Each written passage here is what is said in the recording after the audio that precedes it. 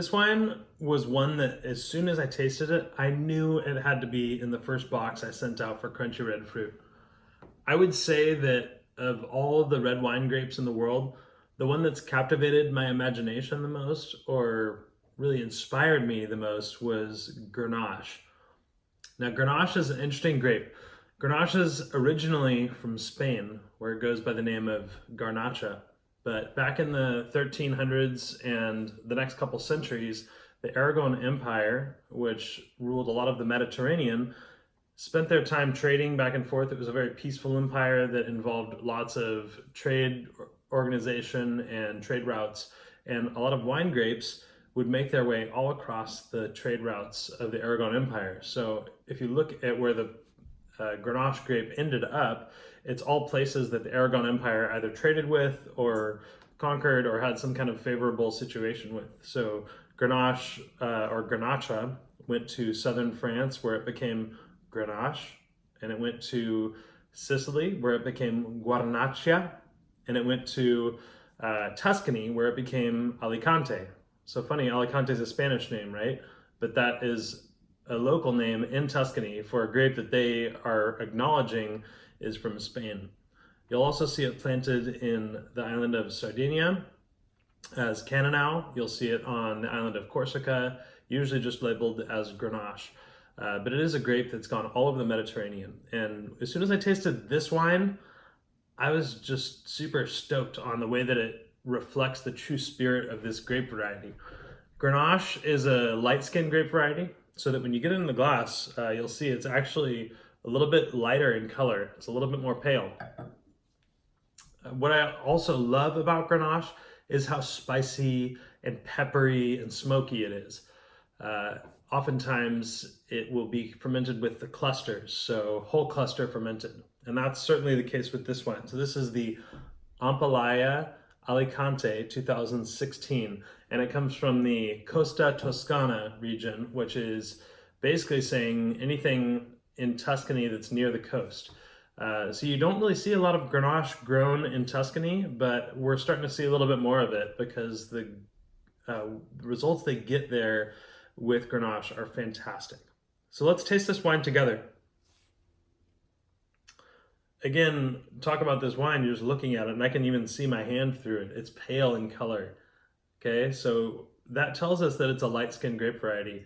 Pinot Noir is another example of a light-skinned grape variety, but Grenache is one of the most famous ones that's not Pinot Noir.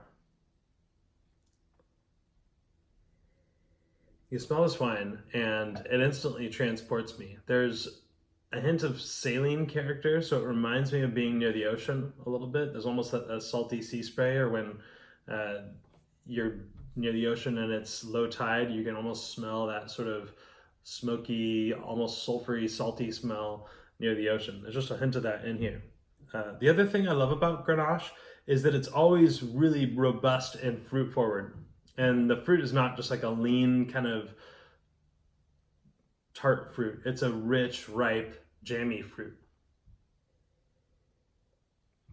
So a lot of these notes of strawberry and cherry and ripe strawberry jam or even cherry preserves here. And on the palate, let's taste it.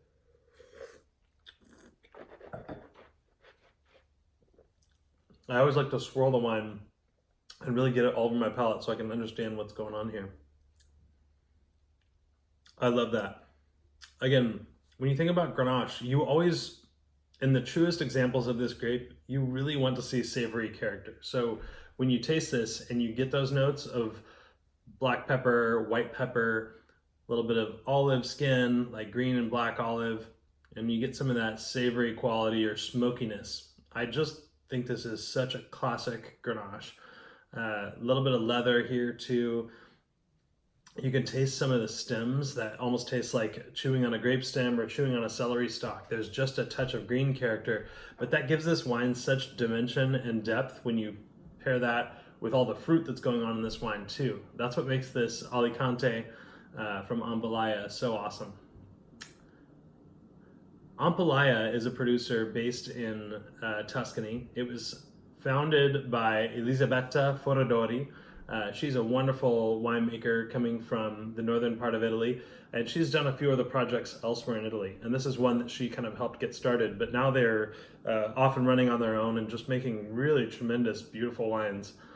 Everything at this estate is organic. They work very minimalistically in the vineyard and the winery. There's not a lot of chemicals or anything added at any point. They're looking for the purest and most correct expression of their land and terroir, and making sure that all those elements of their vineyard and the things that you might smell and taste around your vineyard are ending up in the final wine. Their job is to transmit their terroir. So terroir is that sense of a place and all the things around it. And so when you taste these wines, you're not tasting something that's been chemically manipulated to make it taste better. It's just an honest expression of the place where these grapes are grown. And that's what I love about this Ampelaia Alicante. Hope you enjoy opening this one. Cheers.